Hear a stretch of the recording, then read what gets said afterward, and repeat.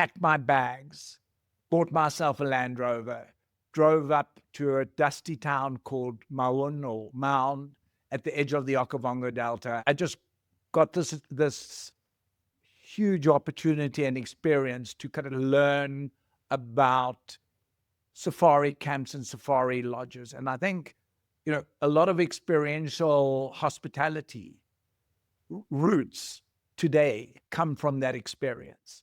What I do is inconsequential. Why I do what I do is I get to shorten people's journeys every day. What I love about our hospitality industry is that it's our mission to make people feel cared for while on their journeys. Together, we'll explore what hospitality means in the built environment, in business, and in our daily lives. I'm Dan Ryan, and this is Defining Hospitality. This podcast is sponsored by Berman Falk Hospitality Group, a design-driven furniture manufacturer who specializes in custom case goods and seating for hotel guest rooms. Today's guest is an award-winning designer, two-time founder, and innovative alternative construction leader. He has over 30 years of experience and passion for sustainable and biophilic design. He's a two-time recipient of the Radical Innovation Award. He is the managing partner and chief design officer at Luxury Frontiers. Ladies and gentlemen, Graeme Labe. Welcome, Graham. Thank you, Dan. Thanks very much. Really excited to be on your podcast. I am excited to have you on as well. And one of the things that I was struck by is how many awards your firm has won. And I know you don't do what you do for the awards, but I think it's worth highlighting and also noting that you're a two-time Radical Innovation Award winner, multiple AHEAD awards. I mean, the list is so long on your website. It's really amazing. And I'm sure lots of people are jealous for all the awards, but I know you don't do what you do for the awards. That's just an outcome of having a different perspective and pushing the envelopes in design and creating these new and unique experiences. And I'd like to dig into how all of that happened after a two-time founder and then starting this incredible company that you have now, because it seems to be firing on all cylinders. And we're just really excited to have you been such a big part of Radical Innovation over the years. And if you haven't gotten your tickets for Radical Innovation, I believe it's October 24th on the west side of Manhattan in Chelsea Pier. So please come check. So welcome, Graeme. Before we get into all those questions that I have, what does hospitality mean to you? For us, for myself and Luxury Frontiers, we're in a very special place within hospitality. Our main focus is around experiential speciality. We tend to work within remote and off the beaten track locations. So for us, hospitality is really about providing that luxury and comfort, but also creating a sense of an edge to the experience where we push the guest slightly out of their comfort zones, but in a way that they can fall back and feel comfortable. And the reason that we look to do this is that the designs that we work on and work with are not, the focus is not really so much about the bricks and mortar or the design, the buildings itself. It's to allow the visitor and the guest to experience where they are and properly understand where they are. And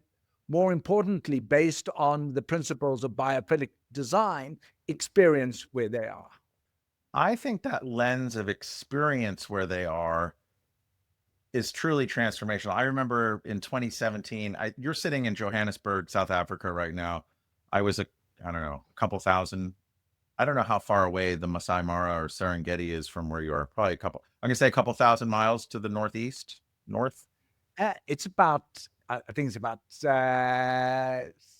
or so thousand miles. Okay, so somewhere far away. My first experience of going on safari, obviously there's a bit of an adventure, going on from a big plane halfway around the world to a little plane. And then we stayed in this luxury tent camp. So it's mobile. It's not a permanent fixture, which you do permanent fixtures always, I would assume. Correct? We also do mobiles as Oh, well. okay. So I walked up to this place, like in this little creek with wonderful trees and shade.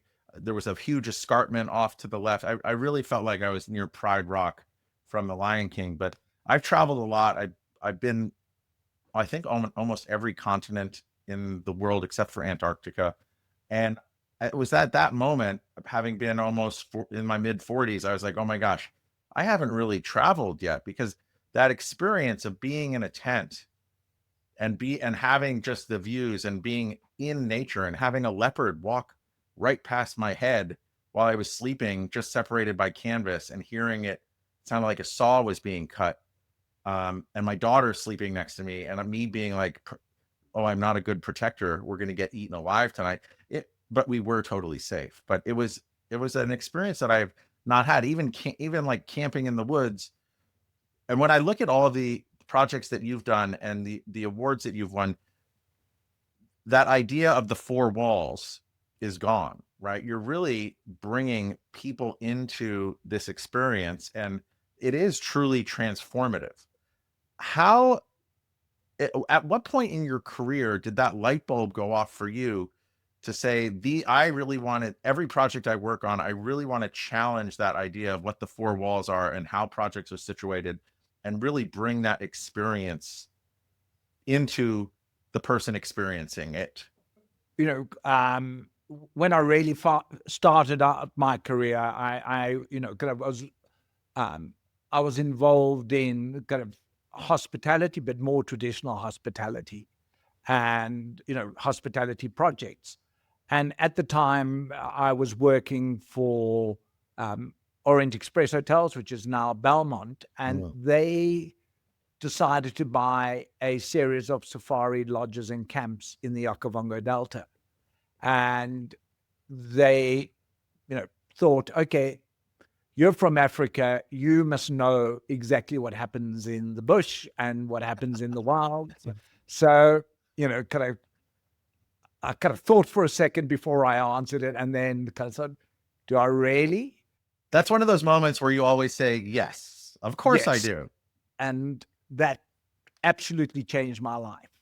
I packed my bags, bought myself a Land Rover, drove up to a dusty town called Maun or Mound at the edge of the Okavango Delta, and my kind of connection to what we call in kind of Africa or South Africa, the bush, really started. And it just kind of washed into me. And I just got this huge opportunity and experience to kind of learn about safari camps and safari lodges. And I think, a lot of experiential hospitality roots today come from that experience. And I just had this opportunity to do it. And I lived in Maun for 5 years, traveling between all these lodge sites within the Okavango Delta, either in my Land Rover or by light aircraft, and absolutely changed my life and just gave me a whole new perspective of what does experience mean? What does luxury mean? What is important? Um, a funny thing happened after we had this magnificent experience staying out there in the Mara, and there were guards with guns around to keep some of the animals out, and maybe people. I don't know. It was probably animals, because the people were all pretty cool around there. But we went on a bunch of different safaris, like driving out, game rides, or whatever they were called. And then I remember towards the end, we went up towards this other permanently built structure that had kind of tent camps associated with them. But then we went out of the gates, and then there were just campers, like in Volkswagen vans with a Coleman tent, just sleeping out there without the benefit of guard or the cooks and just all the incredible things that I found. And so while we are going to go on to a conversation about luxury and um, just that experience in these incredible areas, I'm just going to say that people also, you can experience this in any way. There is not really a barrier to entry of price, in the sense that I don't know if I would go and sleep in a Coleman tent out there with the lions and the leopards and everyone else walking around, or the elephants that could trample me. But it is approachable to everyone. You just have to be willing to take that step.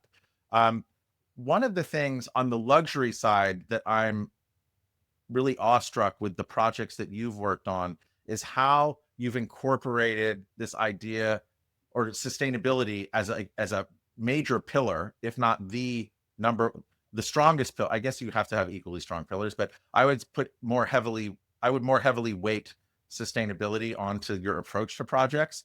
Can you just describe that to me, as far as, because you're going into these places, they're beautiful, untouched, virgin locations, but you also not only take a view of sustainability as far as how you approach the site, but I also get the feeling and have read that, there's also opportunity as whatever this location is starts operating, to educate and create a halo effect of sustainability within the community around. So if you just tell us a bit about that, because it's not just the place, it's the community.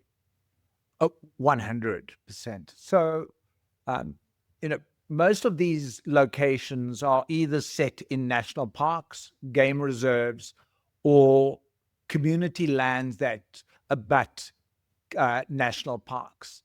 And there are very stringent regulations as a starting point in many of these locations. First of all, what you can do, how you can do it. And some of those regulations are so stringent that in places like, again, the Okavango Delta and certain locations within the Serengeti, is that you're not allowed to build with concrete, brick and mortar, no permanent, you can build a semi-permanent camp, but you cannot put concrete or brick and mortar to the ground. So that creates certain parameters for you to think of as well as a starting point. The other thing that you also need to consider in these locations is that where you are kind of designing for developing, there is no infrastructure. So you need to create all that infrastructure and design for all that infrastructure. You've got to consider where you're going to get your water, how you're going to generate your power, how you're going to deal with your wastewater, how you're going to deal with your solid waste. So all of those elements have to come to mind and need to be integrated into your design process. The other side to it, and most probably the strongest side, is they are, at the end of the day, the importance of this is, and should be the champion, is the environment. If we want to be absolute true environmentalists, we need to say nobody should go to these places, but we should leave them alone, and that they should just be left absolutely virgin and pristine.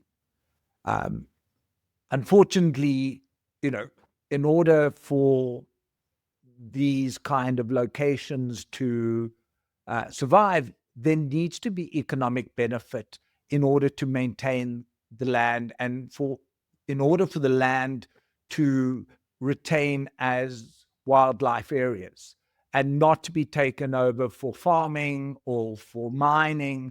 As long as it has that value through this ecotourism, these places can sustain. So when it comes to the communities, and there are a lot of communities that live on the edges of these national parks, and as long as these communities not only understand, but receive direct benefit from this kind of tourism and these kind of developments that take place in these kind of locations, it becomes a win-win for everybody.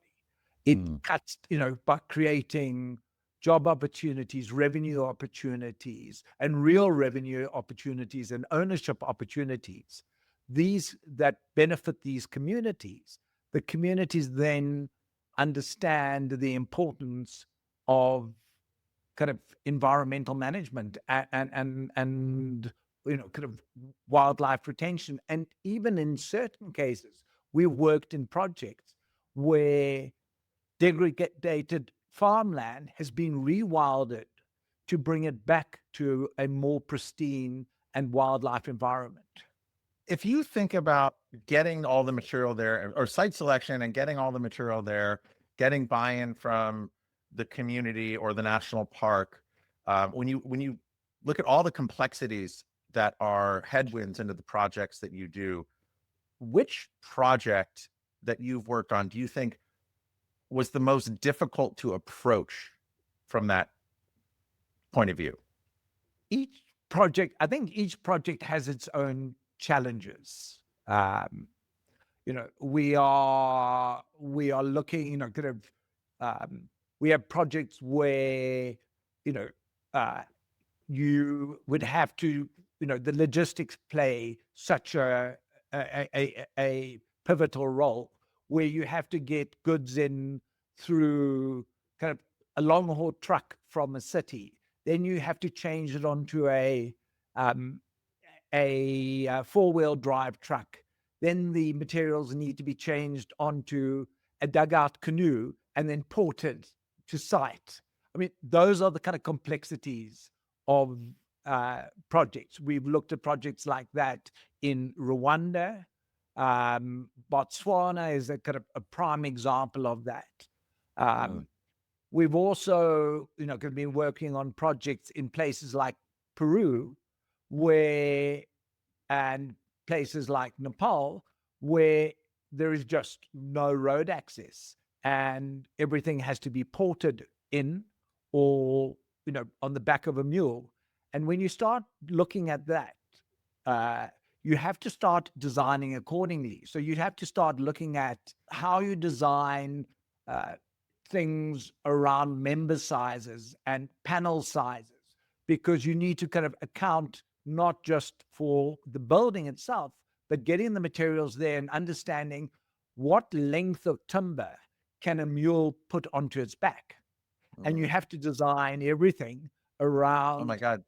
So many length of incredible timber. constraints. That's crazy. I always think about, since the rise of container ships, I think that if you look at all the mass producers of furniture, I think most of the furniture that we all wind up with in our homes and on a residential side, people who are designing that furniture can't really push they're kind of constrained by, and everything is optimized for those 40-foot containers. And I feel like because the supply chain is so global and just in time, we're not able to mess with scale as much in people's homes. To think about how big a 2x4 has to be to that, or how many can fit on a donkey's back, is just a whole nother level of constraint that's unbelievable. That's exactly the point. We're fortunate. It's not always the case, and those are the extremes to it. But it's also back to the, what are the building regulations? What are you allowed to build with and not build with? What is deemed as permanent or non, semi-permanent?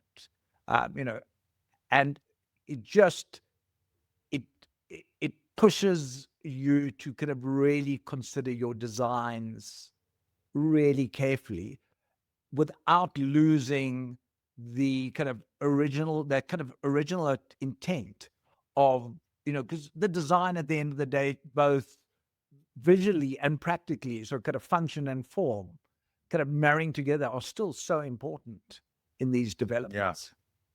Well, that brings us back around to, on your website, and I'll put the link in there because everyone should go here and just look. If you click on the accolades section, I've never seen a firm with this many accolades and awards. And I'm sure there are out there, but it is just like, and maybe you don't like talking about them, but it's really unbelievable, and everyone should look at it. The reason why I want to point attention to there, it's like, for me, I furnish hotels. winning that big contract could be the equivalent, or working on a project that wins an award could be the equivalent of that award.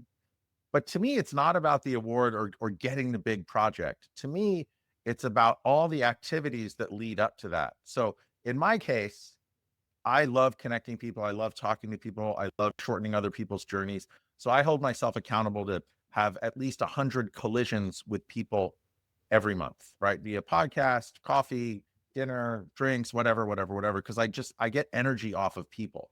The reason why I'm sharing that is because I'm sure when you and Luca started your company, you weren't doing it to win awards. So if you were to kind of step back and say, look at all the activities that you two have done and your entire team have done to wind up winning you all those awards, what do you think the most important activity that you do in a day-to-day, week-to-week, month-to-month situation is helps bring those awards over the transom for you?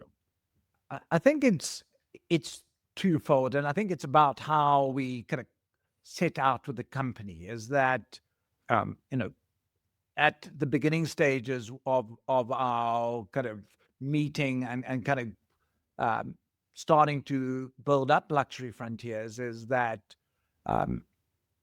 my role was I was really kind of focusing on safari lodges in Africa, and the design and doing full turnkey design and project management, trying to kind of we found that I found at that stage that doing these projects that way was a lot easier for me because I could kind of control all the elements. And I started doing, it was literally I was doing one project a year. If I was lucky, I was doing two projects a year because it was just such a, kind of time intensive, process. I would sit with the design for a couple of months in the office, and then literally through the construction process, I would live on site for 2 months at a time, and come back for a couple of weeks and go back to site and live on site and kind of develop. Where Luca, kind of really had the vision to kind of see how this experiential hospitality and how this experience was so successful in Africa, and how this opportunity lay for places like Europe, the Americas, and Asia. And, kind of, he really had the vision to kind of take it across the oceans. And I think, kind of, I had the understanding of, how and why. And we were able to kind of bring that together. And I think for us is that it's really about that challenge. And I think for us, it's about getting it's the kick out of it.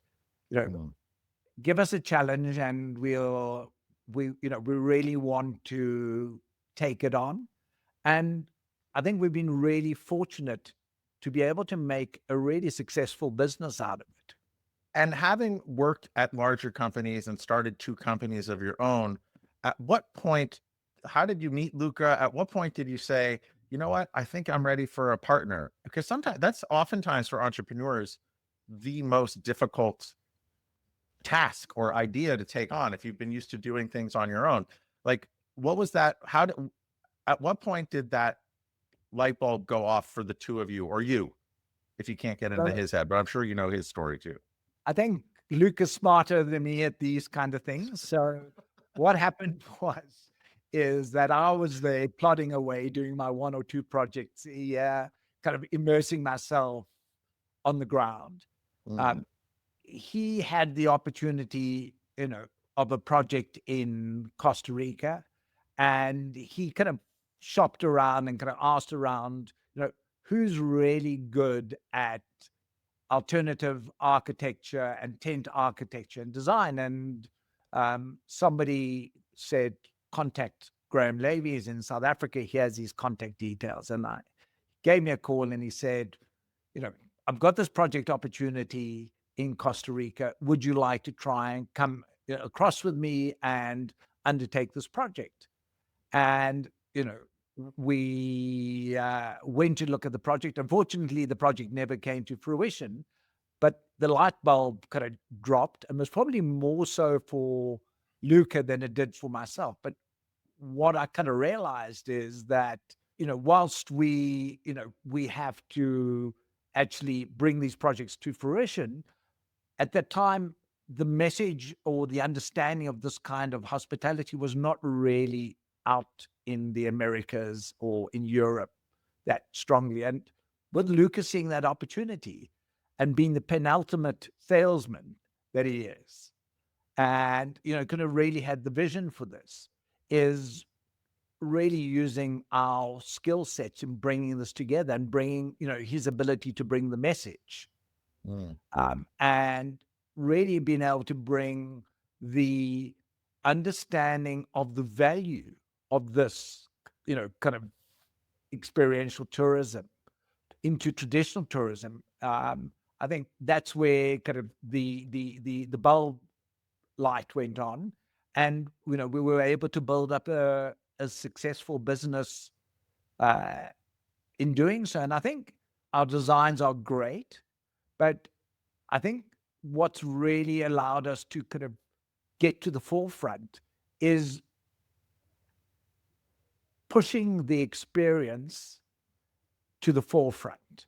And it's really about that you can physically see the experience that the visitor or the guest gets by viewing the architecture or viewing the design. Hey, everybody. We've been doing this podcast for over 3 years now. And one of the themes that consistently comes up is sustainability. And I'm just really proud to announce that our sponsor, Berman Falk Hospitality Group, is the first within our hospitality industry to switch to sustainable and recyclable packaging, eliminating the use of styrofoam. Please check out their impact page in the show notes for more info. Your designs are incredible. They're very striking. And I think, as just a fan of design, not an expert in design, what I would say is you're using unusual building materials as compared to the normal built environment, right? So it's a lot of canvas. There's a lot of just other like raw lumber, but you're creating these incredible forms. But I think what's also so striking is not just how and what you're building with, but you're definitely letting nature take the front row, right? And oftentimes that is not the case, more often than not. And it's recognized, and you've been bequeathed all of these awards. I'm sure you apply for many of them, but some of them I'm sure just come over the transom because they're so stunning. I was wondering, for you, having done this a while and the use of awards. So there's the awards that you just get awarded, right? Someone notices it there. But then speaking specifically to an award like Radical Innovation, where it's kind of like you're pushing the envelope. It's not necessarily a real project. It's like a laboratory R&D. I find that most firms do not undertake these kind of laboratory blue sky award projects, but I think that they're invaluable because that innovation that you have to come together as a team can lead to unexpected places. So specifically about Radical Innovation and other kind of blue sky awards that you're doing almost, pro bono to push the envelope. How does that help you as a firm and a team stay sharp? And what can you say to other firms out there as far as taking advantage of all these awards and opportunities that are there to push the limits? I think you've hit the nail on the head. Is, for us, the Radical Innovation Award or competition is one of our favorite competitions to enter. And we try and do it every 2 to 3 years to enter. And it's, for us, that, kind of pushing the envelope, looking for new materials, looking for new ideas is really kind of core to who we are and what we do. And then, in fact, within our design studio, we actually have a design lab where we encourage our colleagues to experiment with the materials, to kind of test things out, in this laboratory. And So it's really within our DNA to look for, kind of, we the essence of our design is about using alternative materials. And in order to do that, you have to experiment and you have to look for ways to innovate. And it keeps the ideas flowing. And it is so important for us to kind of pass this DNA on to our team members. So, the example I can use on this is for the 2025 Radical Innovation competition. What we did is we decided to kind of do this a bit differently within the studio, is that we had our own internal Radical Innovation competition within the studio. Oh, wow. And what we did is myself and Anomien Smith, who is my creative director, we set up the parameters along the very similar lines to Radical Innovation. We put it out to the teams and we said to them, whichever team kind of wins, our internal competition, we will then work with them and, kind of build up the submission. And so we kind of, we divided the studio into different teams. We coached them in the beginning. We kind of workshopped with every single team on their ideas. And we kind of helped each team do their own internal submission. And then we put it to an outside, we kind of brought in some colleagues and we did an outside judging and we set certain criteria for the judging. So it was really about getting the DNA into our studio about this. And then we took our winning team and we worked with them to build up our actual submission for Radical. And amazingly, we are finalists. But it just that it's that inset DNA that we wanted to bring through. It's also just that adage of iron sharpens iron, right? It's so interesting. There's so many events out there that we participate in as a company, and they just make us better. And there's organizations and things that just help us step out of what we do every day and think a little differently about how we approach what we do every day. One of the strongest and often bantered about terms with respect to your projects is this idea of biophilia, biophilic design, and sensory storytelling. So I find that most people out there approach biophilic design, or their understanding of biophilic design is a green wall, maybe some natural light, and a lot of plants. How do you define biophilic design, I guess, more expansively than just the ordinary perception of it? Kind of what drives us as humans to kind of undertake or kind of experience that kind of biophilic experience and do biophilic design is that we really, there is something that sits inherent in us that we want to connect to nature, even if we're not quite sure about it, or we're not quite definitive about it. Some people are, kind of a bit more wary about it, but we all subconsciously, when we do, appreciate it. And it's not just about, as you say, bringing a green wall into your building or build with materials that are naturally tactile, but really break down the barriers between, and kind of, this term is very loosely used these days and quickly used, is to kind of merge that experience between indoors and outdoors. But it's really about finding ways to break that barrier within the design so that the user can really experience both, kind of physically, emotionally, I think it's so important. Okay, so I want to bring technology into this because going back to that first safari experience in 2017, we were in a place where maybe you could get an SMS or a text message out and maybe you could receive one, but really I had no contact. Actually, my father died while I was out in the Mara. And then when I got back to Nanyuki, everything went bananas, and he was sick for a while. So it wasn't really it was a surprise, but it wasn't really a surprise. And it's actually a funny point of that is a couple months later, I was watching The Crown, and King George died while Princess Elizabeth or Queen Elizabeth was on safari in Kenya, and she didn't hear about it till she got back to the telegram station in Nanyuki. So it was like a weird, but I almost fell out of my seat in the airplane when I watched that part. So in a strange way, I'm kind of like the Queen of England. But technology, then you were just kind of cut off, and that also made it more special. The last time I went, which was 2 summers ago, Starlink was everywhere, and it was better than my office in many cases, and better than New York City.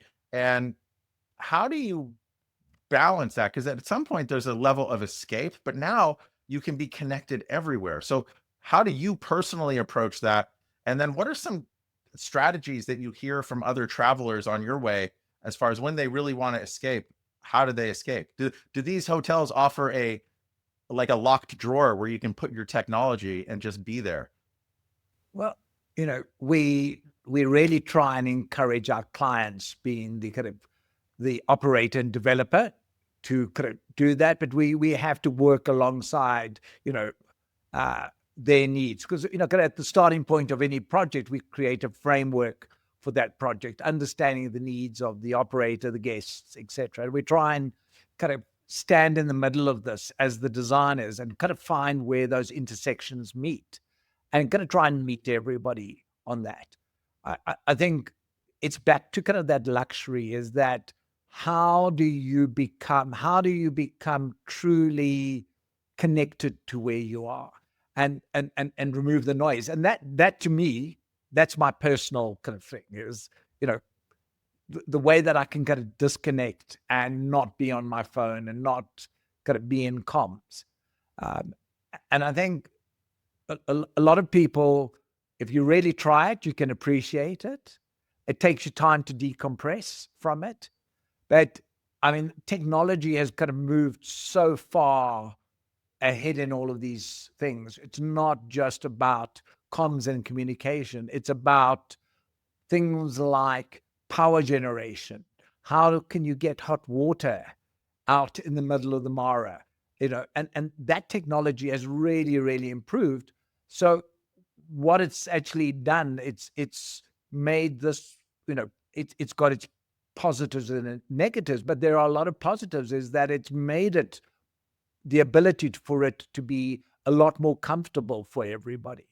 And then it becomes a lot more accessible for everybody. And whilst you want to kind of sometimes keep the limitations, you've just got to balance between the pluses and minuses. But the technology is really, kind of has really come a long way. I mean, in so many respects.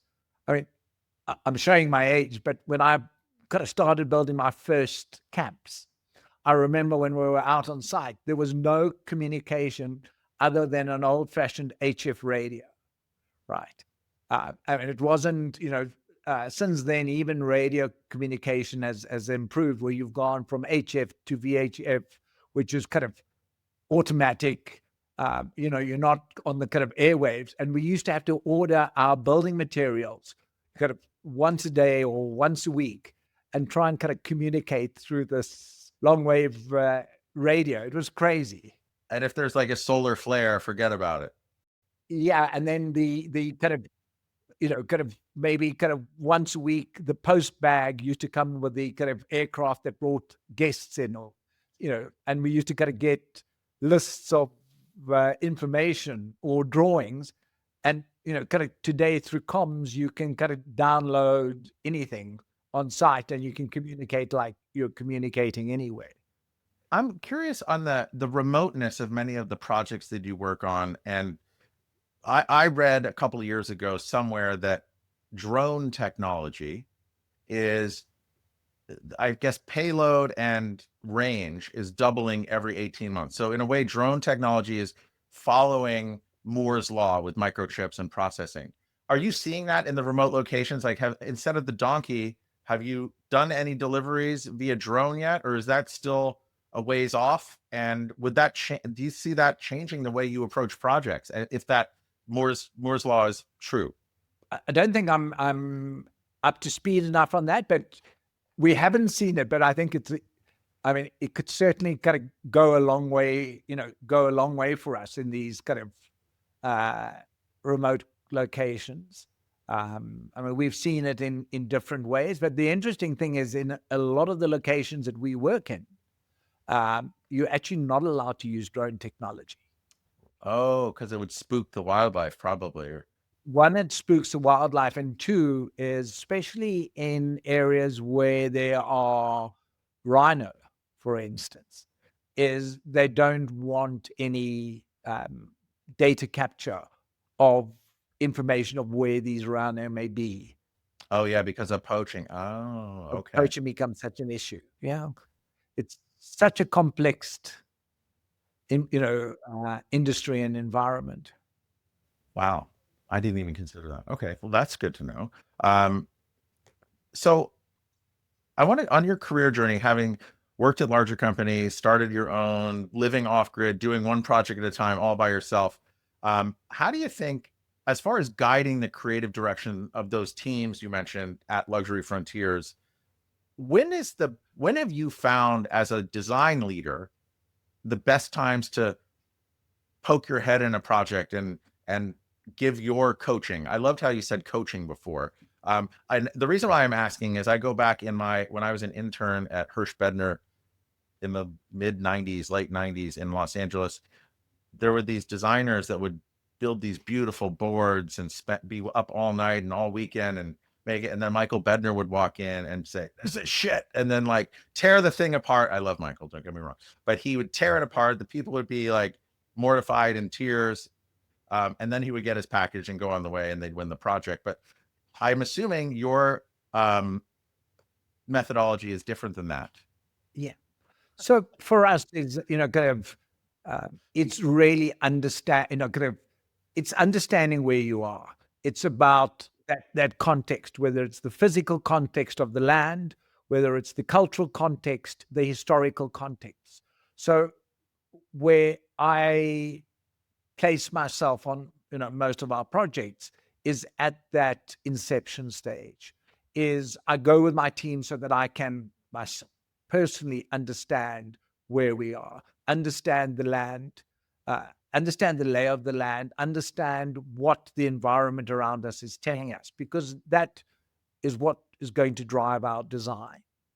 And then that's where I kind of put the most amount of work in with with the teams, is really creating that design narrative uh, around what the site and the context tells us.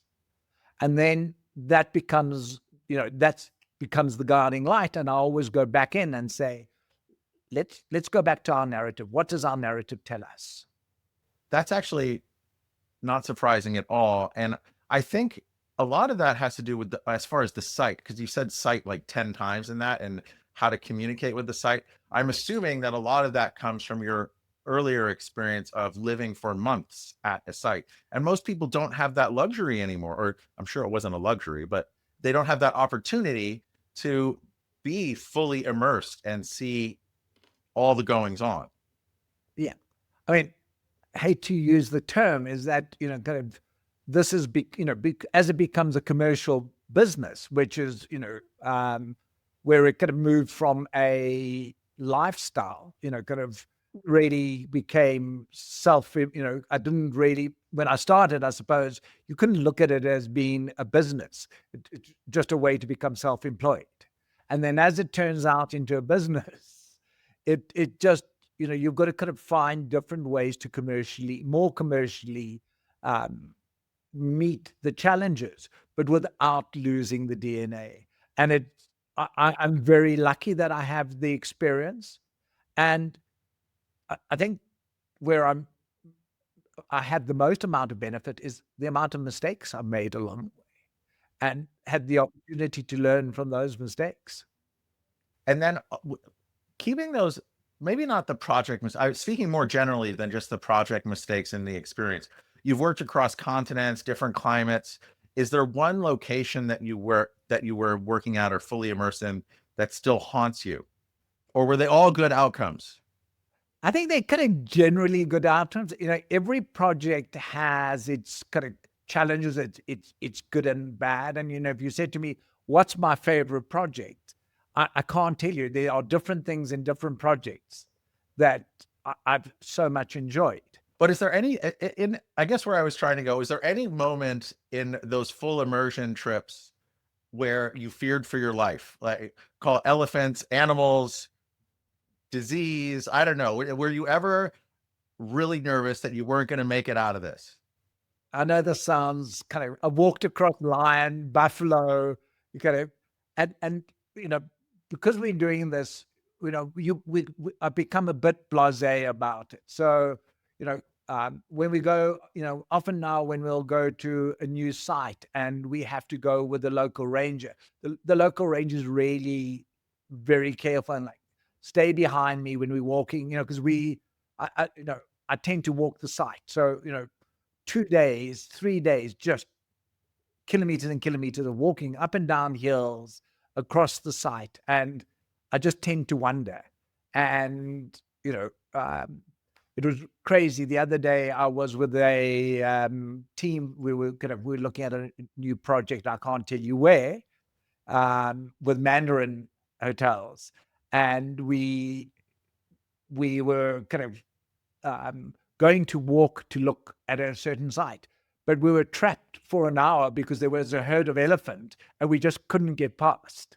So we just kind of had to stay where we were, and we couldn't kind of complete our walkabout, and those are the kind of, what better experiences can you have in life than that? Yeah. I just remember I love running, and I don't get me wrong, I love the game drives. They're amazing, but it's a lot of sitting. And in these remote places, I couldn't run.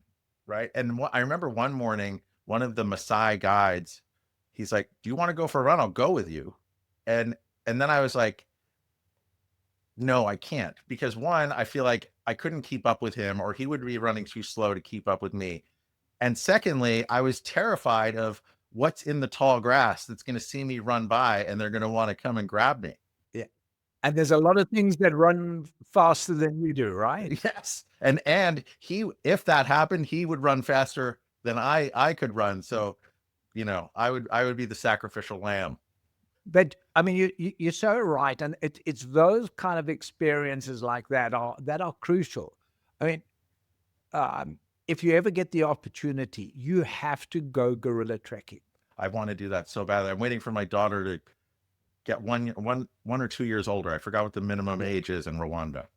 And I mean, going to Rwanda or Uganda, it is, if you want to have something that is life changing, not, what it does, and it's that taking you out of your comfort zone, that it kind of pushes. But when the moment happens, you just kind of, you're in that moment, and it is, you're just coming to face with these magnificent animals and apes, and it will change your life forever. And you're only allowed to spend 1 hour with them. You could land up trekking for 3 or 4 hours to find them. You'll find them. You'll be there for 1 hour with them.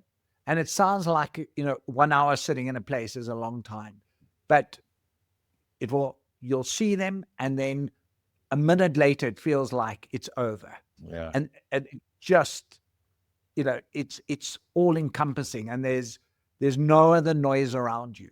There's no technology. You might be taking a photo whilst you're doing it, but there's no other technology around you, and you have to be yourself. Yeah. And it's most probably one of the most amazing things that you could ever do. Yeah, I think within the next 2 years, I'm going to go with my family. That's been a goal of ours for a long time. We're just waiting we don't want the kids to grow up, but we also want them to get to be whatever that minimum, I forget what the minimum age is. I think it's 15. So we're getting close. Yeah. Well, Graham, I'm so excited to see you in New York in a couple of weeks. As you look forward into not just New York, but like even into the beyond, way out there, what's exciting you the most about what you see in the future?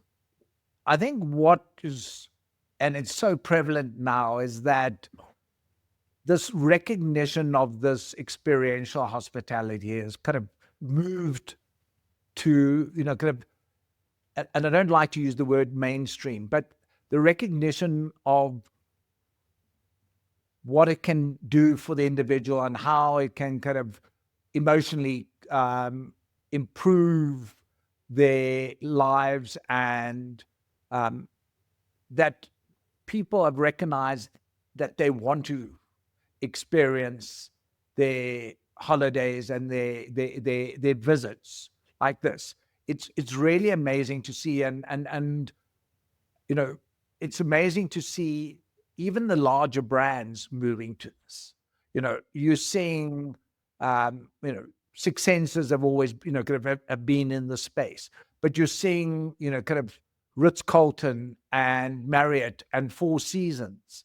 They're all moving into the space. So the recognition of this experiential hospitality coming to the fore is really, kind of amazing. And I think it's, for myself and Luca to kind of see how this has evolved, and to see that we have been, we've been within this journey is really incredible. No, I totally agree. And I'm sure based on the amount of awards that you've won, you've also inspired others to think differently about how to approach sites and projects and how to deliver that different experience. So I really see you on the vanguard of that nature immersion experience, and it's really incredible. And I can't wait to meet you in person in a couple of weeks. But really, thank you. If anyone wanted to learn more about you or your company, what's a great way for them to do it? And we'll put it all in the show notes so they can find you. We're on social media through Instagram under Luxury Frontiers. To really kind of see the showcase of our work, it's best to visit our website at luxury-frontiers.com. Perfect. Well, a wholehearted thank you from the United States and you in South Africa. I appreciate you coming on and sharing your experience, not only as an entrepreneur, as a company and a team, but also as a contestant and past winner of Radical Innovation. So thank you very much, Graham. Well, I appreciate it. And I have to kind of say, this is not me alone. I have the most amazing team that works with me, that, kind of we work to support each other and kind of continue to create. Well, thank you. And I know we all stand on the shoulders of those before us, and nothing can get done alone. So I appreciate those sentiments, and I hope, and I'm sure your whole team will appreciate those sentiments, and Luca also. So thank you so much. And thank you to our listeners. If you guys weren't tuning in on a weekly basis, I wouldn't be here speaking to amazing visionaries like Graham and learning about his team and what he's accomplished. And if this has changed your idea of experiential hospitality, or even made you want to enter into a competition or try to win an award and create a lab around that, or you think someone else who might have that or benefit from this conversation, please pass this along. We grow a lot by word of mouth. And thank you, and we'll catch you next time.